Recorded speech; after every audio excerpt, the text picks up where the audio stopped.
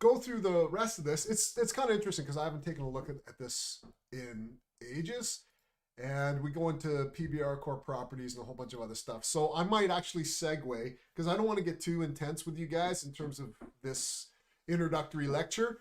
But I might segue to give you guys an opportunity to kind of play inside the editor. I will talk a little bit about, I think this one goes into blueprints a little bit later.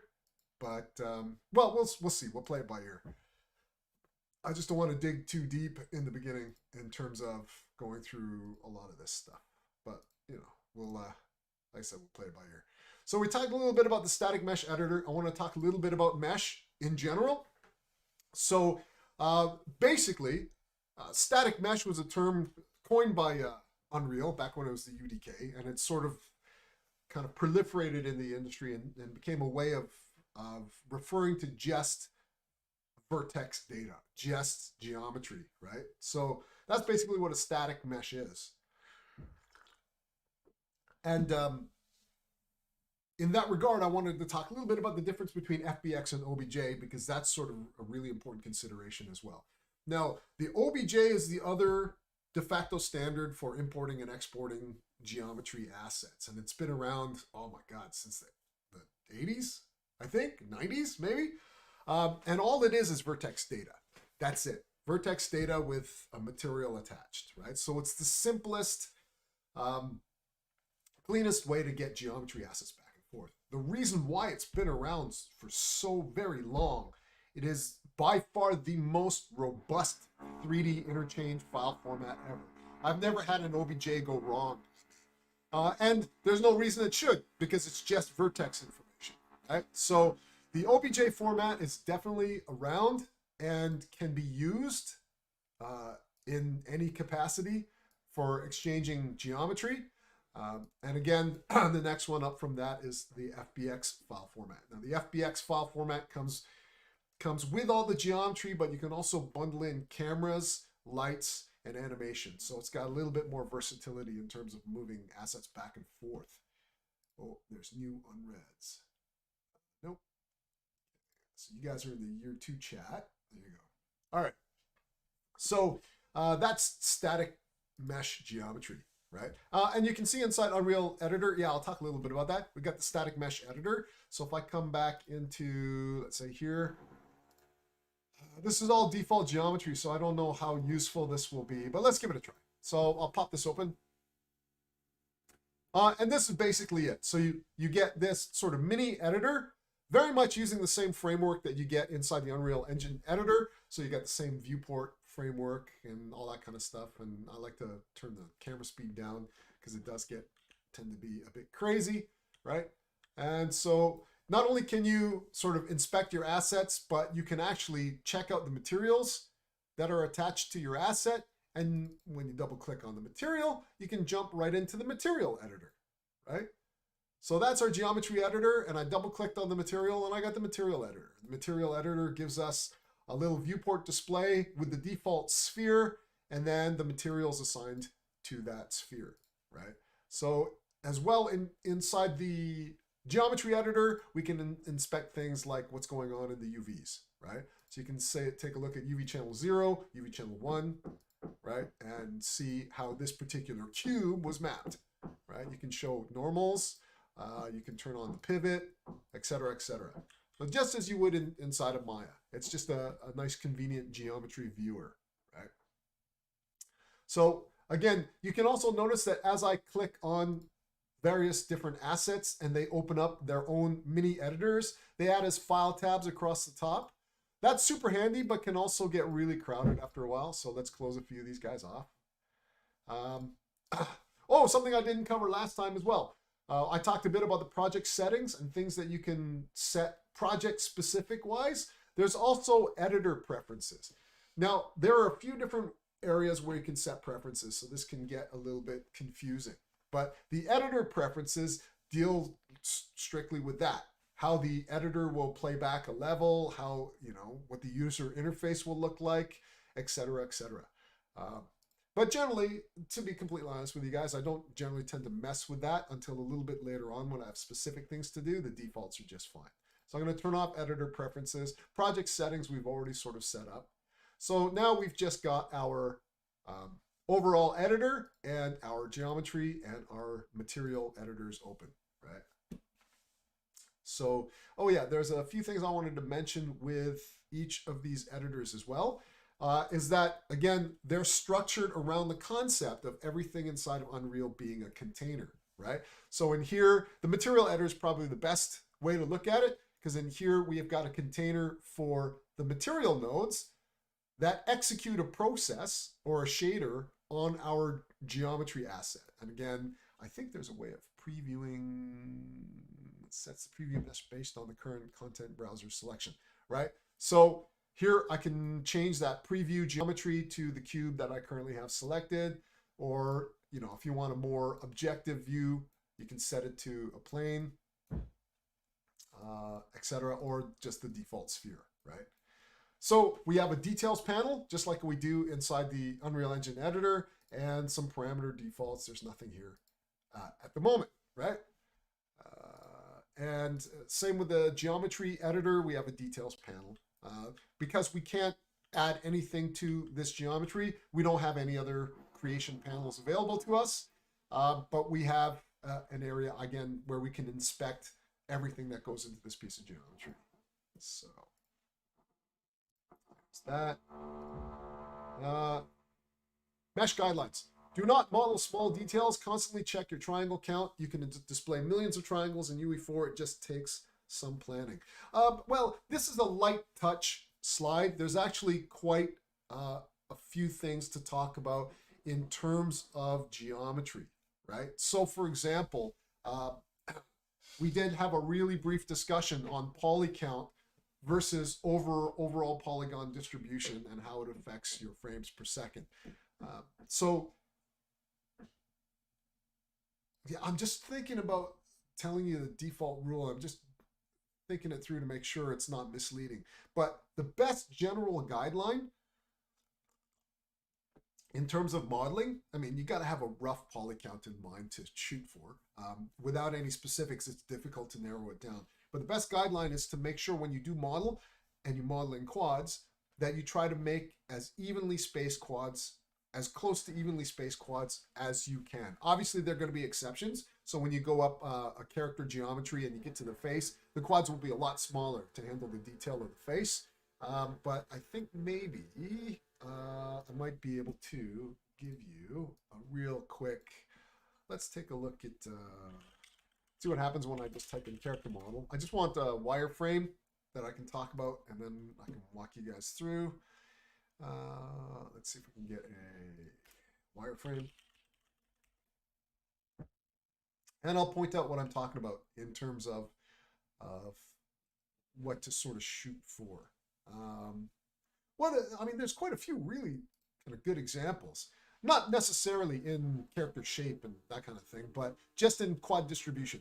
So if you take a look at this Mr. Incredible model, oh, is it? Oh, it's cool. This is an AVI, so we can take a look at it, right? A fairly low-res character. But notice how the quads are all trying to be the same size in this major part of the torso area. They get smaller for the arms, but they try to maintain the same size and spacing. If you look at the face, again, the quads are almost the same size and spacing in various regions of the face, if that makes sense. We've got a few stretched quads here, but that was sort of unavoidable. The idea is that you try to stay as close to these evenly spaced quads as you possibly can. And it has to do with vertex distribution and how, you know, when a real-time renderer cuts up the screen and calculates the vertex that occupy quadrants of the screen, it'll have an even number of vertices to calculate. That's for a screen space calculation. For a 3D world calculation, it also has value in terms of the fact it's easier to store in an array, access, and calculate, right? So there are various different reasons to make sure that when you're modeling, you model clean, right? So yeah, I guess that's what I'm saying. It's more important that you model clean than necessarily checking your triangle count, because you can always optimize a little bit later. That comes a bit later once the assets start piling into your game environment. Now, if you're very, very clever and you've built a game in the past, you will use everything you've learned from that game in the past, and that will dictate your poly count and just your build limitations in your next project. Okay. Oh yeah, so to be honest, I don't really think about collision mesh anymore, and I think it's partly because I've gone through the pain of handcrafting collision mesh, and it just drove me up the wall. So the static mesh editor has the ability to auto-generate collision mesh. So do you guys, anyone not know what collision geometry is? I don't mind giving a quick explanation on what collision geometry is. Anybody not know? Okay, cool. Everybody knows what collision geometry is. So the static mesh editor has the ability to auto-generate collision. Now, ideally, in a AAA kind of scenario, you still have to go in and edit your collision mesh to find optimizations. But I don't know. I think what I've seen of the auto-generated collision mesh in the static mesh editor, it's pretty good, right? I don't know if it's worthwhile showing you guys in here because it's just going to be a cube, right? So we can come up to collision, and we can add a few different types of collision volumes. So just a box, add a box simplified collision, capsule simplified collision, sphere. The sphere, capsule, and box are the cheapest calculation-wise in terms of collision objects. And the most expensive type of collision object, and I've made one of these before, is if you just take the character mesh and duplicate it. There's your collision mesh. But it's going to slow your game to a crawl. You can remove the collision. I did know what these... I completely forgot what these were in terms of the specific parameters for the collision geometry that you're creating. But I'll get back to you on that. But again, you can auto-generate your collision, but we'll create a simplified box collision, and you can see there's nothing special. You can tell the collision geometry because of the yellow cube around it. This is sort of a physics kind of standard. You'll find that when you do physics simulations in, say, like Maya using the nucleus physics solver, the collision objects are all yellow. And so I think that's a convention. Inside of Houdini, collision objects are all yellow. Okay. So that's that. Build and manage all your collision mesh. Yep, within Unreal. Oh yeah, and that's the other thing. A lot of procedurally generated geometry, like collisions, it's best that you let Unreal manage that. You know, sometimes you may have to optimize collision, which means bringing that geometry into Maya, editing it, and then importing it back into Unreal and telling Unreal it's a piece of collision geometry.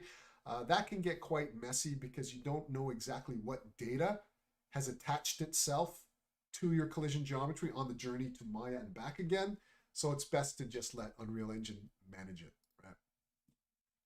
Okay, so those are the different collision types. And light maps, right? So do you guys know what light maps are? Anyone not know what a light map is? Okay, cool. Oh, yeah? Oh, yeah, you don't? Okay. So a light map, right? So it's basically a texture to fake lighting, right? Now, the reason why you might do this is that if we were to let's I know. I'll come in here and I'll bring in a point light, right? So let's say I got a point light, right? And we got this point light here doing its thing, right? And then we move it around and see the shadow moving. That's a calculation happening every single frame, right?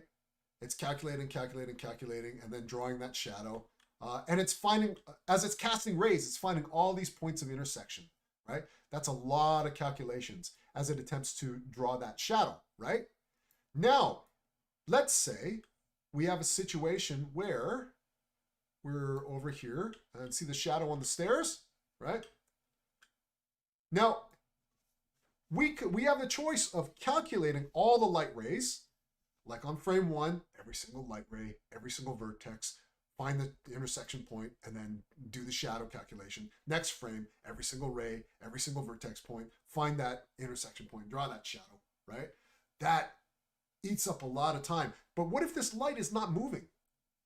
What if that light is not moving at all? What if our character also never interacts with that light? God, what a waste of time, right?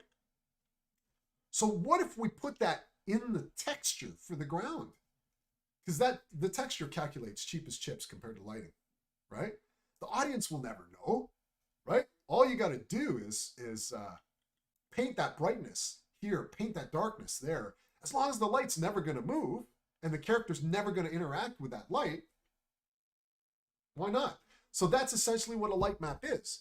It's a calculation that takes the light and shadow and then bakes it into a texture and then applies it into your game, right?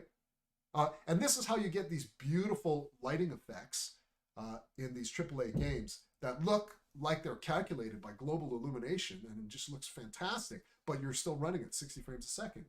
It's because there's no light in the world. It's all baked into the texture. Right?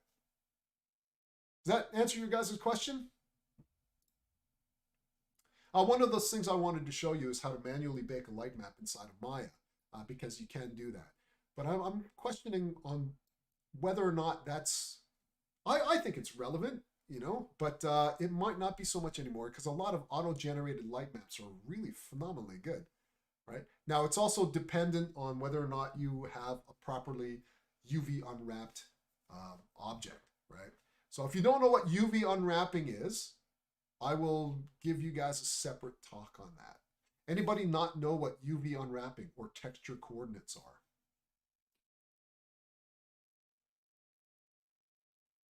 Okay. I was going to ask about lights. Can you turn off all shadows from a light source? Yes, you can. Yes, you can. I'm just trying to think about how you would do that inside of. Let's investigate. So there's a button for casting shadows. Yeah, there should be. There should be inside this light here somewhere. There we go. Cast shadows, right? See? Now, yeah. So this is fantastic because you should also have a switch for creating shadows only light. So I don't know if it's the old school trick is to just set your light to black, right? So this would be but it's not shadow casting. But it's an old school Maya trick to create a shadows only light. So sometimes there's a benefit of separating your light. So oftentimes I'll create a light and duplicate it on top of itself. And then I'll turn shadows on for one and then shadows off for the other. And then I can tweak settings independently. So sometimes you might want to do that. So there's definitely an ability to do that. It's just a matter of finding out where. There's a way of turning off illumination, I'd imagine, somewhere in here. Effects world, no, that turns it all off. But somewhere in there's got to be a way of turning off the ray cast, right? But there you go. Yeah. Shadows only light are probably a tool that you can use quite often. So sometimes you want to be super dramatic, right? So like, let's say we have a case where you want, something like, you want the character to be like harshly underlit or something. He's going to do a sort of a creepy kind of area, but you want to stretch his shadows out. Like, sorry, I'm a little bit viewport control handicapped at the moment. So let's say you want this, but you want a long stretching shadow at the back. But you don't want, if you try to do that by bringing in another point light, right? It just becomes a little bit of a balancing nightmare, right? So you bring this guy in and you're just like, oh, okay, I want the shadow to go like long that way. But now I've lost the ambience of what I wanted for my character. Well, you can, again, go in there and then just scroll to your cast shadows. Oh no, so I'm doing the opposite.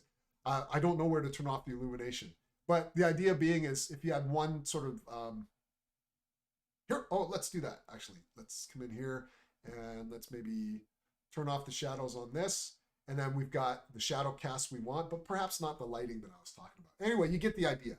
So you can use a couple of different lights to create the look that you want. depending on what's your shadow caster and what's not. Right? I think that's what I was trying to get at. It just gives you that lighting versatility. Right? You'll find that every 3D package has that. Some of them have menus where you can associate lights with specific geometry, right? And so it's you can have a light-centric relationship, or you can have an object-centric relationship where you select a whole bunch of objects and associate them to a singular light. It's all part of kind of an advanced lighting pipeline, right? It's very, very easy to break away from something that looks realistic, though, so you got to be very careful. You got to really know what you're doing.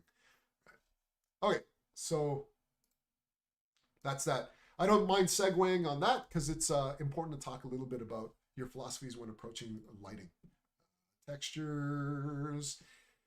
Texture guidelines, you guys should know all this already. Should always be a power of 2. Absolutely. Should be square as much as possible. Absolutely. Right? Let's see. Uncompressed. I don't know if anybody uses bitmap anymore. Generally, Targas, TIFFs, PSDs. TIFF is rapidly becoming a standard because TIFF supports 16 bits per channel. So, and they support alpha. Targas don't currently support an alpha. I don't think so.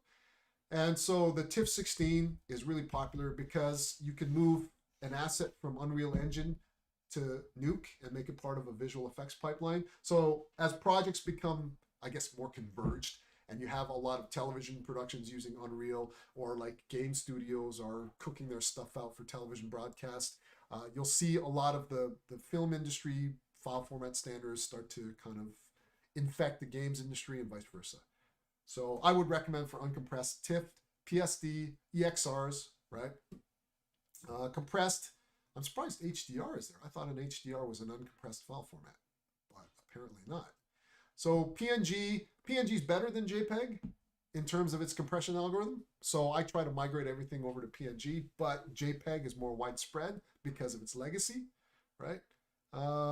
And what's this stuff? Yeah, that's. Do you support an alpha channel as well? Sorry? Yeah, PNG support an alpha channel. That's the other thing I like about them. Yeah, so, Target does as well, I think. Does it now? It didn't used to back in the day. Oh yeah, okay, there you go. Okay. Targa used to be widely used in television production, right? So it's that's one of those file formats I used a lot, but then switched over to TIFF. TIFF, it was really strange for me because I believe TIFF started out as a print file format. So it was really odd to me that the visual effects industry started adopting TIFF 16s and things like that. But again, at the end of the day, a file format's just a container for data. So, I don't know if I think about this as much anymore, even though I should. So MIPMAPs are automatically generated inside of Unreal. And again, this is why textures need to be a power of 2. So it supports that MIP mapping that happens automatically inside of Unreal. Do you guys know what MIP mapping is? Again, does anybody not know what MIP mapping is? Is it to do with texture scaling, making sure it's scaled? Yeah, that's exactly it. I mean, just as the image shows, right? So we used to have to manually create these and then match them to camera distance, right? So we'd say once the character was X units away from the camera, we would switch the texture library to something smaller. So you might notice in earlier games, you can see texture pops. I don't know if you've played older games, you know, circa the 2000s or so. Sometimes you'll see texture pops, right? That's because we had to manually place it. Nowadays, the engine will do it for you automatically, which is fantastic. Because of how they've set it up, it's pretty seamless. I've never noticed any texture pops with automatic MIP mapping, right? But I don't really need to think about it anymore. I just need to design the textures at the resolution I want and implement them in the game, and this all happens in the background. So for me, it's just like, oh, yes, don't have to think about MIP mapping anymore. So that's kind of cool. Without MIP maps, the results would be very, oh yeah, that's the other thing. With MIP maps, right, it allows the renderer to adjust for distance from camera. So you don't get what I call ants or creepy crawlies. I don't know if you've seen those some of you guys have done offline renders, right? Where the detail you get like really high frequency detail and all crunched together inside very small pixel distribution. And then as the camera moves, you'll see buzzing. You may occasionally see it in television shows, not so much feature film because they're on top of it, but occasionally I'll see that in feature films where it's a bad visual effects pipeline and you'll see like moire pattern, except it's crawling and it's moving, right? I'll see if I can find an actual term for that. Yeah, I think there is an actual term for it. Yeah, the colloquial term, we used to call it ants or creepy crawlies, right? But there is a term for that, right? So MIPMAP helps smooth that out as well, right? Oh yeah, and yeah, you can, in one of the viewport modes for analytics, you can also view that as well, which is really cool. I haven't played with it yet, but there is it in buffer visualization? One of these visualization modes will show you what the MIPMapper is doing as a heat map. So heat maps are available all inside of Unreal as a way of analyzing a certain draw effect, right? So that's quite cool. Okay, maybe I will talk a little bit about physically based rendering, but before I jump into it, any questions so far on any of that? Okay, that's cool. So we're at 12:28. Just sort of debating. So we're at 12:28. Maybe I'll talk to you guys till 1, and then from 1 to 2, we'll talk about having you guys trying to bring some assets in and trying to build something, or we'll make a start on the assignment brief. How does that sound? Okay, cool. Yeah, cool. And again, for those of you who are already working on a game, that's fine as well. You can continue to, oh, actually, whoa, wait a minute, before I state this. I'm just trying to think. You're not allowed, in academia, you're not allowed to submit the same assignment for 2 separate assessments, right? But at the same time, I'd like you to harvest what you do in my module for your project. So if you want to continue to work on, like a game project that you're building for another class, then what you submit to me will have to be an enclosed system.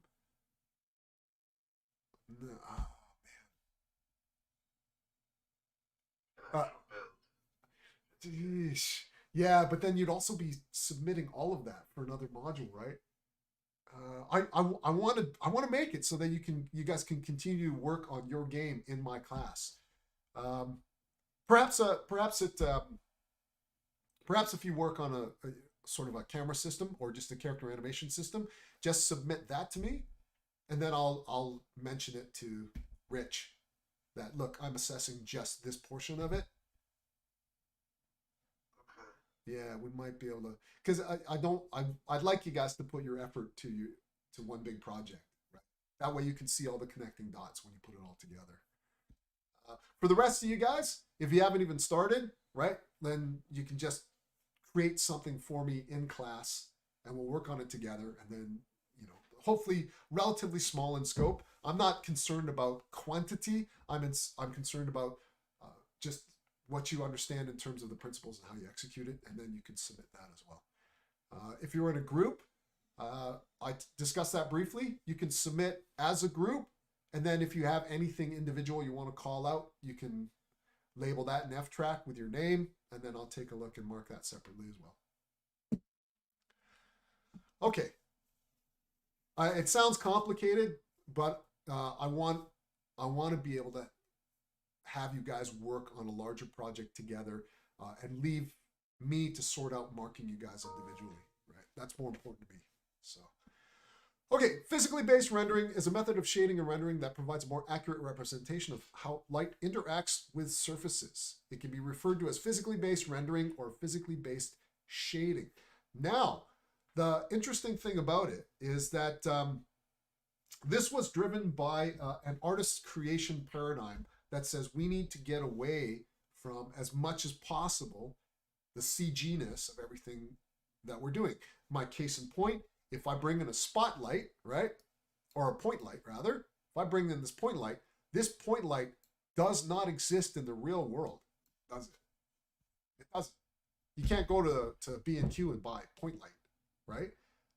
So it's specific to the CG world, which is sort of annoying, right? It's annoying when you're working with other non-CG people as well. So to give you an example, the lighting systems in software that have developed in the last 5 years or so, or you know, versions of Max and Maya that have hit the market, will allow you to create photometric lights and load in IES profiles, i.e. I can create a flashlight. It makes a lot more sense if I can drag a flashlight in there and put the flashlight in the character's hands, right? So not only does it give you a language you can relate to, but also there are physical properties that are closer to replicating real-world lights. Like this point light as well, although it's illuminating our scene and looking pretty good, does not act like a 100% accurate real light, right?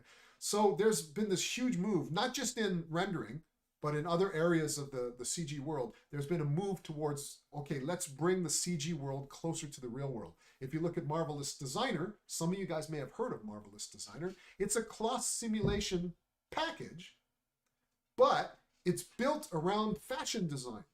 So all the terminology from garments to darts and patterns and things like that are lifted from the fashion design industry, including the creation methodology. So you have a pattern window, and you have scissors and needle and thread and all kinds of stuff. But it brings that whole language into the interface, as well as the cloth simulation properties are no longer, here's a default cloth simulation, play with the static shear and spring constraints until you get something that looks like silk. No, you just grab silk, or you grab jean material or leather, and it's straight away out of the box operates that way. So the sort of the Johnny come lately are the rendering guys. So that's at the heart of physically based rendering. You don't have to deal with sort of Phong shading or blend shading. You can deal with metal. You don't have to deal with specularity. You can deal with roughness, right? So not only has the language changed closer to what we can understand and relate to, but the actual paradigm for calculation has changed to include behaviors from real-world objects, right? So you get better renders, right? So PBR makes life easier. It removes the guesswork from authoring surface attributes because the methodology and algorithms are based on physically accurate formulas. Oh, this is affecting physics as well. So you'll have in physics engines things called FEM-based objects or finite element analysis objects. So what that means is now when you apply a shatter, you don't play with the physics of the shatter to get it to look right. You go, this is wood, this is concrete, shatter it. And it adopts the behavior of those materials based on your physical world properties and the mass of the objects and things like that, right? So this is where the world is going. Assets will look much more accurate in typical lighting conditions. PBR workflows help create consistent visual results. That's the other key thing, right? So a lot of times certain shader adjustments in Maya wouldn't come over to 3D Studio Max. Those of you who have worked with ZBrush know that the ZBrush materials only work in ZBrush. No other software will recognize the matcap materials from ZBrush and things like that. The wonderful thing about PBR is its architecture was made open for everybody, right? So PBR implementation in Maya works with PBR implementation in Houdini. You hit render on both of them. They both look identical, right? Same with Substance Designer, Substance Painter, right? Which seems like a no-brainer to you guys, but believe me, back in the day, I would render stuff in Maya, and then I'd go to render something out of Mari. I'd be like, what the hell? Why does it look so dark? And then I'd render it in something else, and it's like, oh, it's all washed out. So I'd have to jump back and forth and tune all my textures and lights, and it was just a massive, massive nightmare, right? So the fact that we can get a consistent look in terms of color and light across multiple pieces of software, that's a huge win, right? And it all has to do with standards, right? And you know how difficult it is in sort of this capitalist society we live in to establish a standard between various different manufacturers. But, you know, we're getting there. Okay, so PBR core concept. color comes from diffusion or albedo. So in a lot of ways, by making the terminology better, they've actually made it more esoteric and obscure. Albedo is a more accurate term for the color, but who's heard of the word albedo? But it is. It's a term that means the color in its purest form. There was an argument about diffusion because the color, even though there are a few 3D packages that call this the diffuse channel, it's not really about light diffusing across the surface at all, right? The color map is what is the pure color of that object with no light or anything interacting with it, right? So diffusion was a little bit misleading. And again, the arguments are still raging on whether or not diffusion is accurate, right? And it has to do with this argument that, well, without any interaction, the color doesn't exist because it's just going to be black. So there's that argument, right? Okay, so reflection comes from the Fresnel effect. That's nice. It's defining it a little better because there are various different ways objects can reflect, right? Now, if you understand the Fresnel effect, you know exactly that that's a particular type of reflection, right? Tinted reflection, no. Right? So this is non-metal.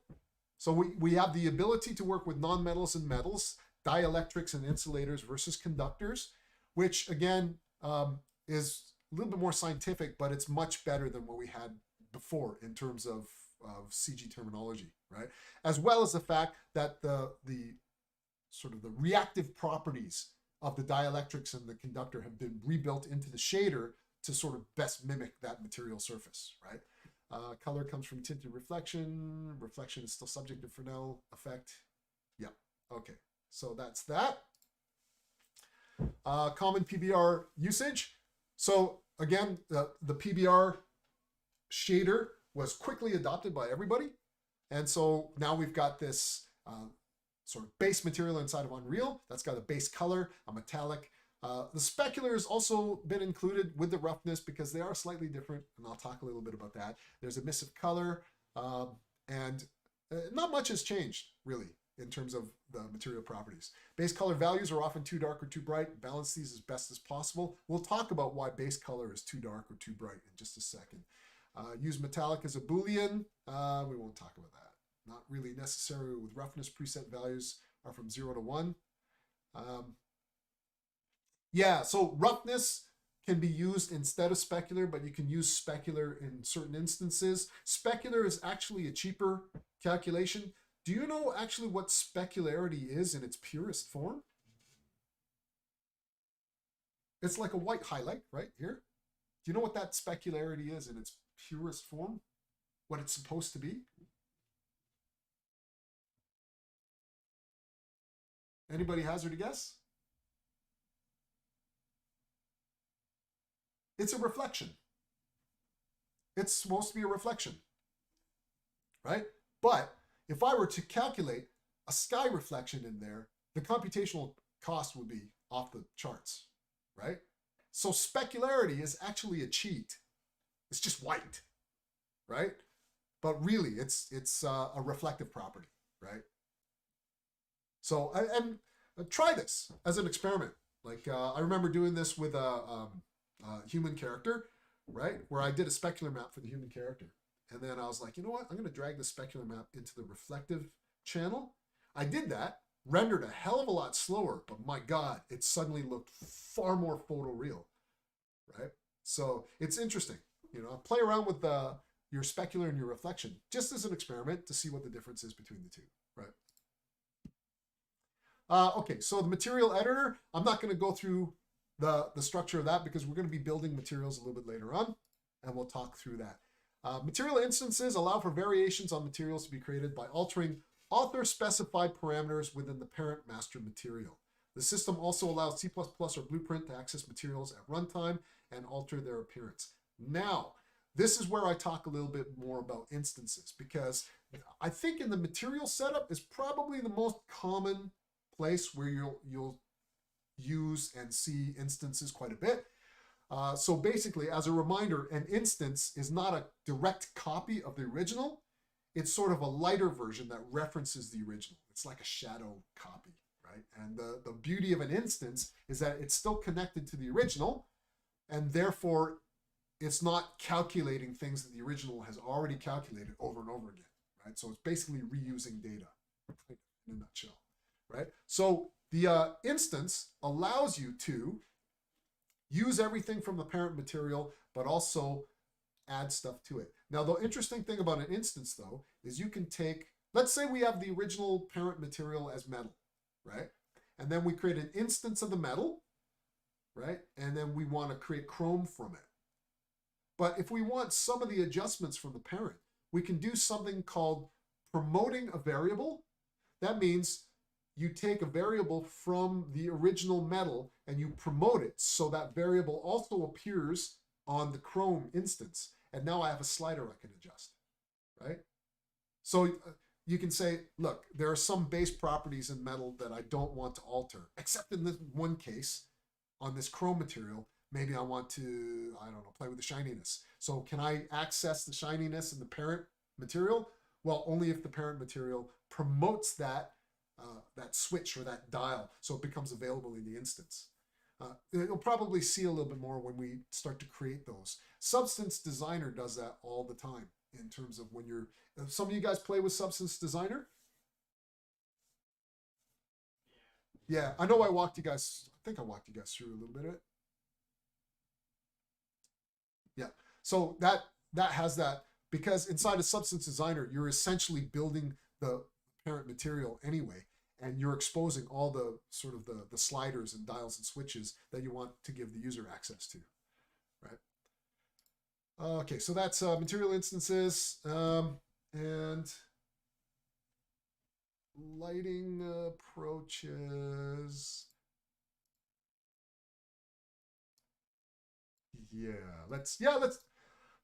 Let's keep going. Any other questions at this point, or thoughts or comments? A lot of this stuff is theory based. Actually, you know what? This might be a good time to break, actually, from just giving you the theory and just sort of diving in and taking a look at what we're going to do inside Unreal, right? So I'll come back to lighting because we will be placing lighting afterwards, and we'll talk about the differences in the various different types of lighting, right? So basically at this stage, I've covered quite a bit in terms of the underlying structure of Unreal as it pertains to just static assets, right? So it's not anything too crazy in terms of, well, when I talk about controls and get into blueprints for character animation, it's going to get a little bit crazy, right? So what I'd like you guys to do is to kind of get a default Unreal Engine project going. And what we'll do is we'll start bringing some assets in and making a level for our default guy, right? So for example, with my content browser open, I'm going to pop over and hop into my bridge.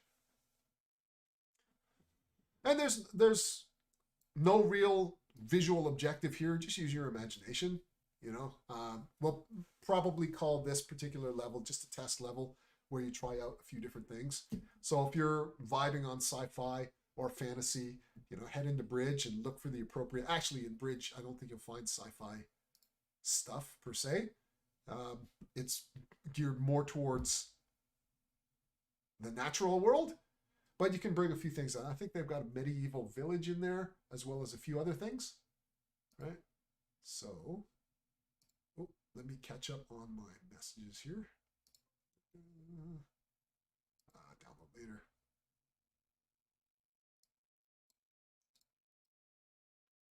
Right. So just as a quick little recap, I'm gonna pop in a bridge here, and ooh, it's not accessing anything at the moment. Yoza.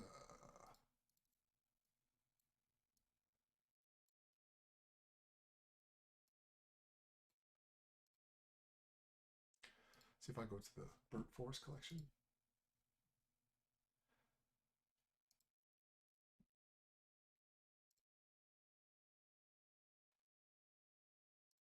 Okay, right. So yeah, you know, anything. I'll start off with this burnt forest collection, right? Yeah, okay. So I'll just start off by, maybe double clicking on the burnt tree trunk. And inside the Quicksell Bridge, you'll get the burnt tree trunk asset available to you. It'll also list related assets, which is quite helpful, right? And then I'm going to come down here, and before I click download, I'm going to set a few things, right? Now, you've got two-stage process in Quicksell Bridge. You download the asset first, then you export into the engine afterwards. So you got two different areas you can set. The download settings one allows you to choose what it is you're going to download, right? So I like to grab as many maps as I can if they're available. They might not be. Bump, curvature, cavity, right? A mask is always good, right? Normal bump, normal object, that's fine. And then you can choose what map types you want, right? And then once you get that, you can set your models to choose which LODs you want, right? So you can get all the LODs. That could get quite heavy. You need loads of hard drive space for that. In this case, maybe I'll download LOD 3, right? So you can see the level of detail and the number of triangles associated with each level of detail, right? And you can also add the source ZBrush file, right? So that's kind of cool. High poly source, etc., right? So you can set what it is that you want to download.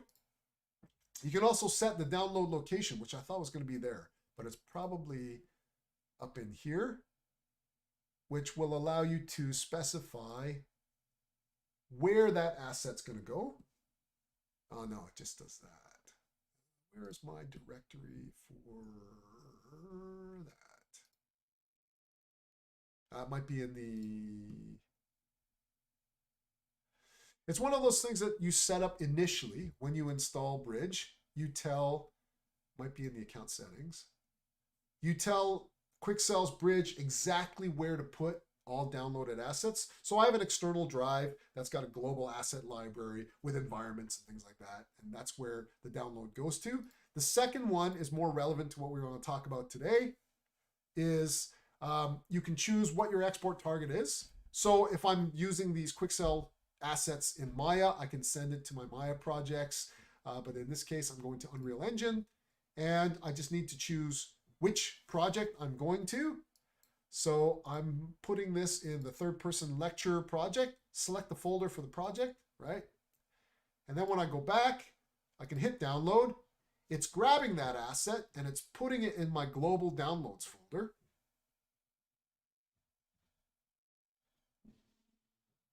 And then once that's done, this will switch over to export. And when I hit export, it's now sending it into my Unreal Engine project. So when that happens, when I flip back over here, we should get, any second now, notification. Any second. It has gone to the right project. Yes.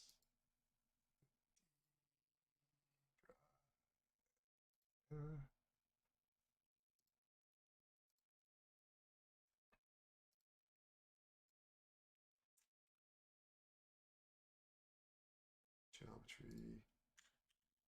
Just going to check my, check my Explorer.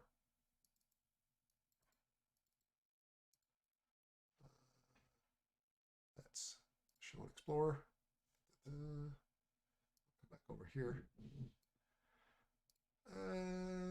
No Megascans folder. Okay, let's try and export this guy out again. Export. Exported successfully.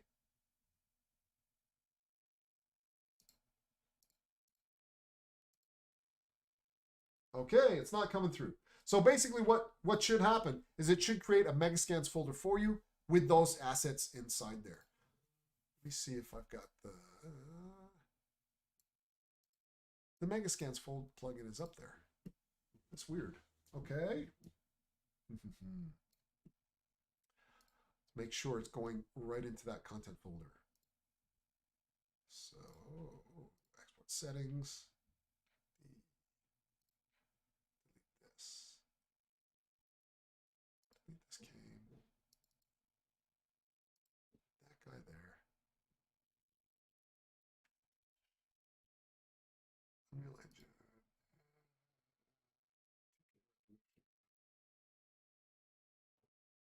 I'm worried that this export is putting it somewhere, and I'm just overloading it with copy after copy. I'm just trying to figure out why it's not sending into here.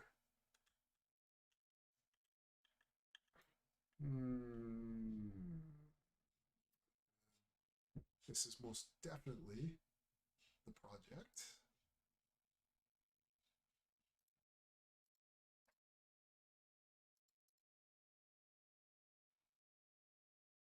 Pretty sure I don't have to go down into the content folder for this. Let's do that. I'm just gonna pop into the export folder and we'll go down one more folder just to be sure. Although that feels wrong to me. I don't think we're supposed to do that, but let's see.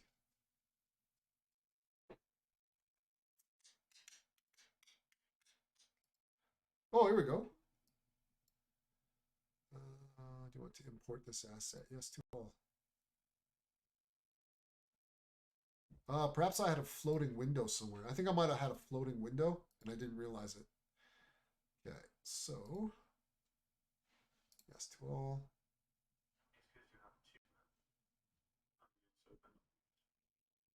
Yeah, but it shouldn't be sending to this guy.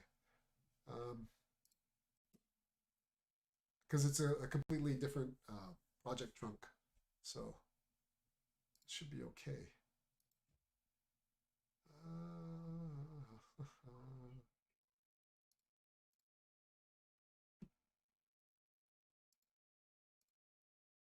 All right. I will pop over here and check this one and see. So if we go to my Megascans here, if we've got the burnt tree 3D asset, yeah, we do. Why is it going here? That's pretty crazy considering I specified the directory I want here. Okay, good call, actually. I will close this guy up. But it's a completely different directory structure, right? So it should not have saved anything to that location. Oops. No, I meant to say not cancel, but don't save.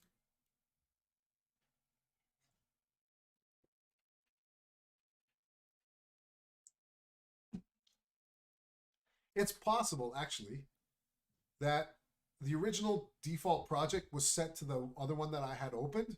So it's not accepting my default project change until maybe I close this and restart it. Perhaps. Let's try that. So that is the only Unreal open. We'll open up the bridge again.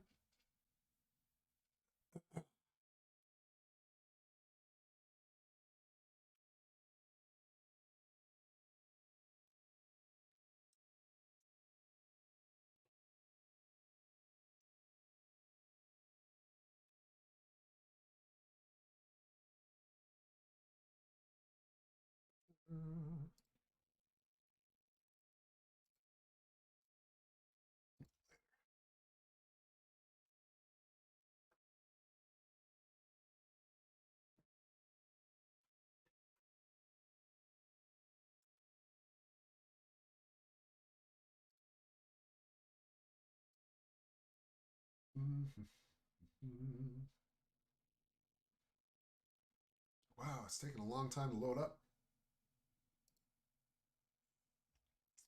Yikes. So yeah, again, whilst we're waiting, I recommend you guys, if you haven't got Unreal Engine installed yet, please grab a recent version, right? And go to the Megascans website and at the very least grab Quixel Bridge. You don't need to grab the mixer just to, actually, I think it comes bundled as a 2 download option. If it does, grab them both, you know, might as well. But you only need the bridge for the time being, right? So we're gonna come in here, I'm gonna go to the burnt forest again. We'll go to the burnt tree trunk again. And let's see if it's remembered my export pathing. It has, that's good. And let's see if we can send this guy over. Oh, successful. So let's see.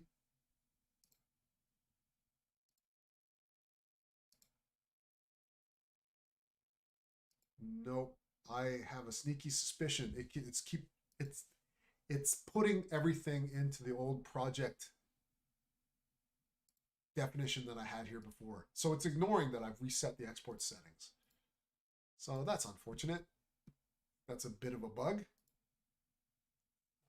So yeah, this third person lecture into the content folder.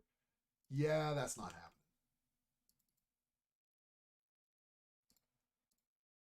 Oh, I saw a window pop up.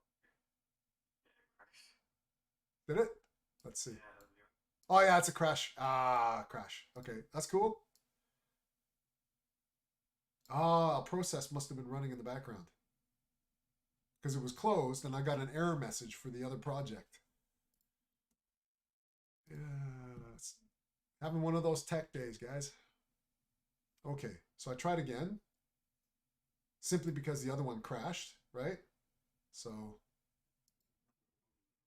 it, yeah, so it's really weird. This is remembering the old directory pathing, and it's not taking the new one that I just entered in. That's really kind of perplexing. So, oh, here we go. Here in my preferences, this is my global path where it initially downloads all of my assets. So you can see I've got a global folder for libcg, assets, scan data, right? So that's fine. You can keep doing that. That's all right. And then manage the plugins. Then we get the Unreal Engine one. So that's cool. That's downloaded. There are plugins for Maya, Unity, Blender, Houdini, etc. that will connect directly to those projects. I might grab the Houdini one later. And then, yeah, the export settings. I am absolutely stymied by this. I don't know how to fix this because I'm telling it exactly where I want the assets and it's not giving it to me. So hopefully you guys don't run into that problem. You should ideally, you'll only have one Unreal Engine project that you're working with and you can export the stuff directly in there, right? So it'll appear and away you go. Really, all I wanted you guys to do was to start to explore the bridge sort of assets under here, find a few things and start to place them in this default level. Now, the first thing I'm going to do, before I kind of let you go and experiment, is to introduce you to my sort of creation methodology on where I would start, right? So generally, I'll turn off any default geometry that might be there. That's messy. The cube mesh there, let's kill that, right? And so we've got sort of a bare bones area. Now, I didn't delete these guys. I just turned them off because I might need to bring them back for reference.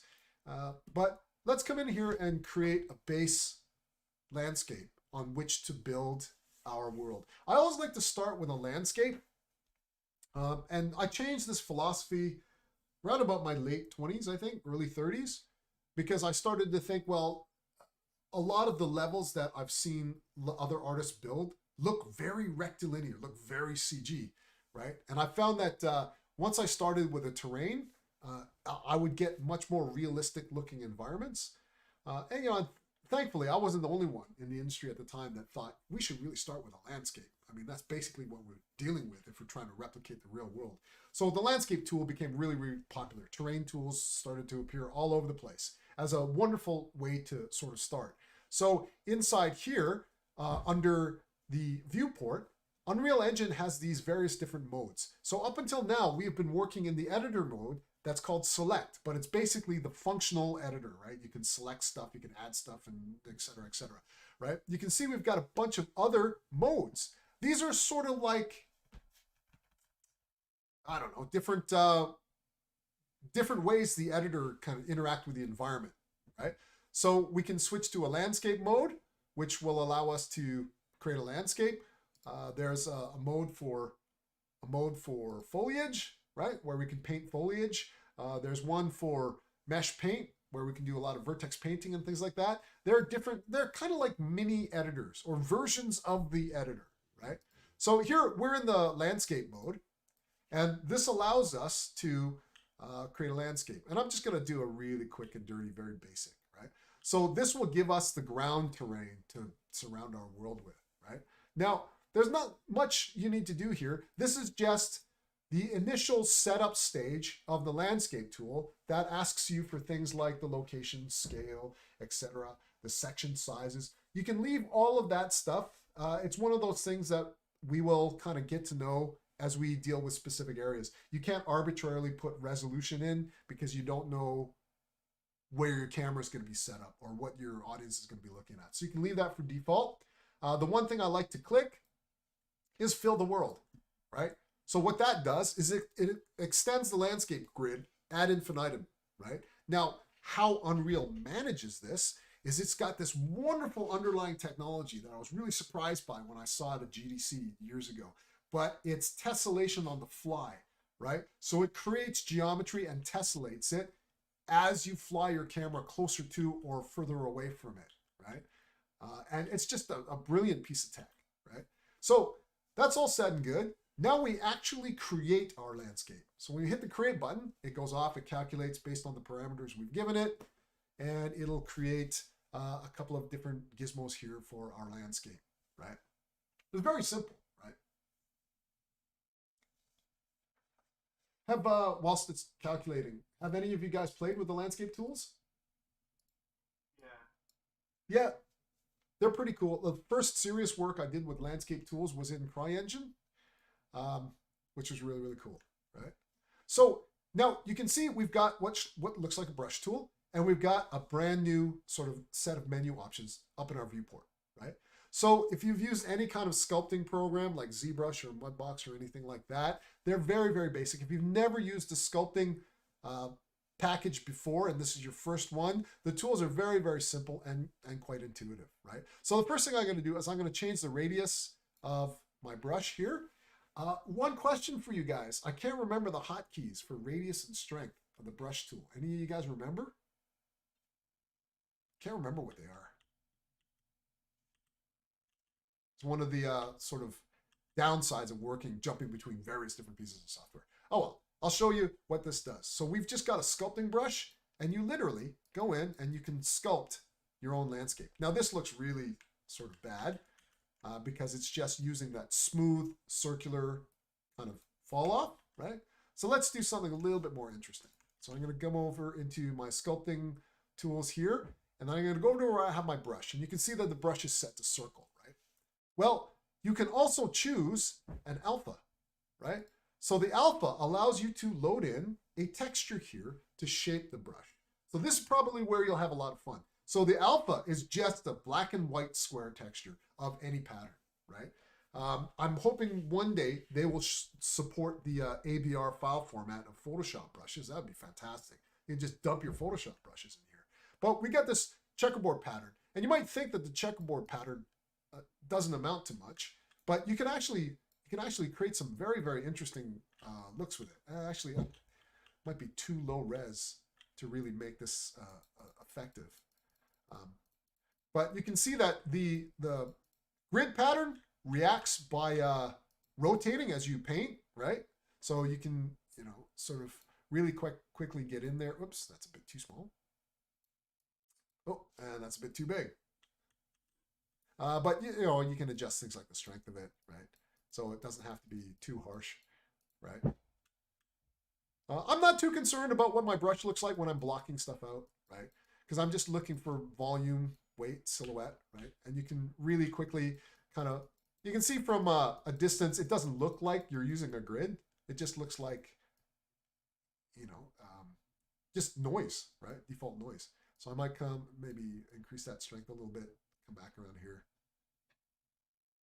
It's probably the only time I'll ever put up with sculpting with a mouse, right? So we've got smooth as well.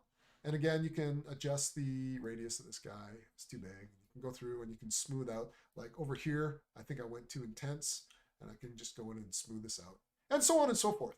So you can literally go in and really sort of sculpt your landscape out the way it needs to look, right? Obviously with reference material, right?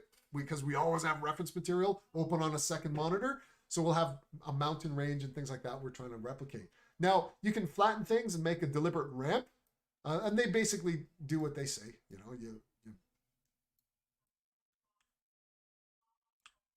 Oh, that's not acting the way I thought it was going to. But let's, actually, I want to delete that because I want to show you what I think is far more interesting. And that is,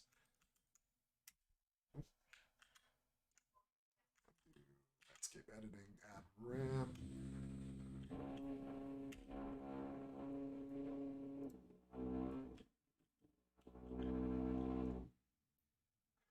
What I wanted to show you was the erosion, right? So you can create, it's not going to be that good because we've got a low res landscape, but this brush is kind of like a smooth, but it has, it slowly erodes away towards the outside of the brush. So there's a gradual fall off that fits more of a natural pattern, natural noise type pattern. So what this does is that you can start to trace in erosion flow. Like if you ever look at the side of a mountain, you'll see like rivulets or trails carved into the mountain, and that's your erosion flow. That's where the water has trickled down over time. So it's a wonderful brush for creating that kind of a effect. And then there's the hydro brush as well that will allow you to, I really should have created a higher res landscape.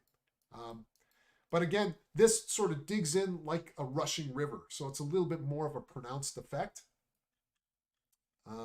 But I mean, it's super fun to play with these things, right? So we got the straight up noise brush. If you don't want to be hampered by any sort of physical property simulation like an erosion or a hydro, you just want to go in there with a noise and then just break things up a bit. So you can just come in here and sort of break it up a bit. You know what? I'm just going to leave it at that. So we can come in here and then just press play. And when we do, we should have automatic collisions in here. Oh yeah, I forgot to turn off the geometry. But we have automatic collision already built into our landscape as well. Right? So what I might do is I might, let's escape out of this. Let's pop into, because I just controlled the visibility, but I didn't really kind of get rid of these assets. And I'd like to actually. So let's pop in here and kind of kill off these walls. Just want to make sure I've got the right ones here. Yeah. So yeah, we can get rid of the arena folder. That's fine. And get rid of these guys.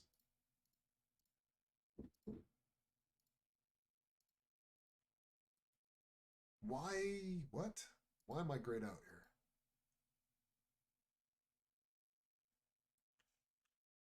One sec. I'm trying to think. Why am I grayed out? Am I in a mode?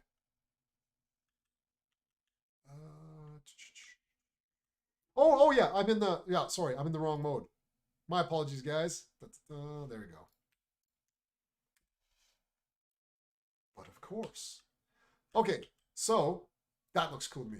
That's a good starting point, right? So I might say, okay, I'm going to build some kind of mountain staircase or something like that. Some traveling up the mountainside, that kind of a thing, right? So in here, once you get your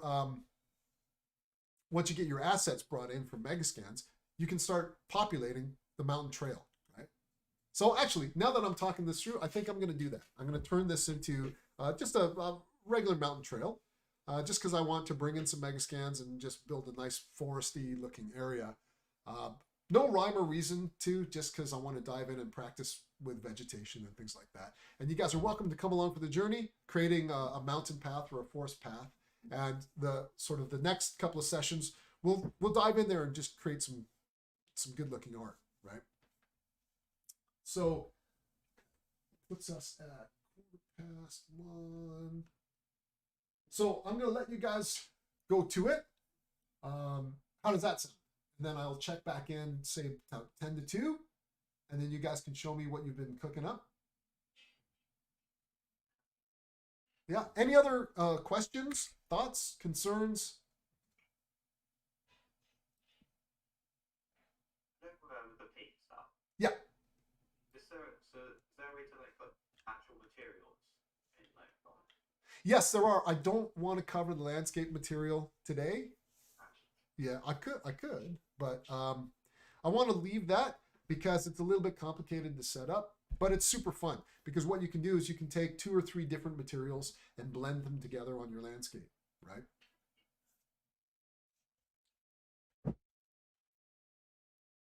But yeah, I mean, even just in this block out stage, it'll be a lot of fun to try to just get the props working, the silhouette of the mountain working, and all that kind of stuff. I think because today was a really technical theory kind of lecture, perhaps the next session, I'll start off by introducing you guys to the landscape material, because it also introduces the concept of blended materials and blended vertex painting and all that kind of stuff. So that will actually be a really good place to start next week. I also need to cover really quickly the FBX animation pipeline, which we'll need to talk about, because that will give you the tools to actually start building something that makes playable sense in your games, right? And then we'll move back, because the animation system is quite complex. We'll do that, and then we'll take what we learned and we'll revisit cameras, right? So that's sort of the roadmap ahead. Now, that's probably all we'll have time to focus on, right? So the incorporation of static meshes, the incorporation of character animations, and the incorporation of a camera system. Now, any extension that you guys do to that to build your gaming experience is up to you, right? So that's giving you guys the bare bones and enough to get started and put together something playable. I want to see you guys add to that with your own external research and things like that, right? Okay, is that cool? One question, Al. Yes. How do we make the light smooth tools inverted so we can dig or remove? Oh yeah, I thought that was the Alt key. Let's pop back into landscape mode. It's not, is it? Makes you drag them around. Sorry? Alt makes you do the Okay. How do you do that again? shift. Is it shift? Okay, there you go. Yeah, I knew it was one of those hotkeys. That does the inverse. Yeah. So it's interesting. I haven't played with the mirror brush. Oh, I see. Okay. Nah, not interested. So, just because, I mean, you're doing a landscape, you want it to be feel organic, and symmetry is the biggest killer for making something feel organic, right? But yeah, cool. I don't know about you guys, but the minute I go into play, and I'm looking at this, and it's like a mountainscape, I'm just like, I get a thrill every time. I'm like, woo, cool, right on. Can't wait to put a temple up there. But yeah, anyway.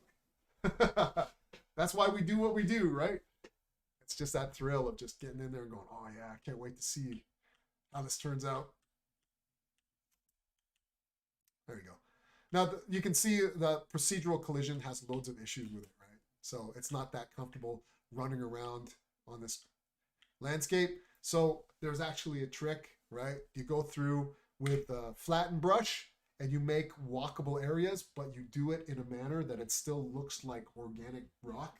And it's such a hard skill to do, right? But you'll see it in a lot of the top games. Right? So yeah, there you go. I will leave you guys to it. I'm gonna go grab some lunch because I didn't get a chance to eat. And I'll come back in at like, 10 minutes to, quarter to, 10 minutes to, and check in with you guys. Okay, go for it.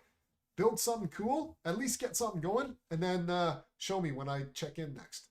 I'll talk to you guys in a bit.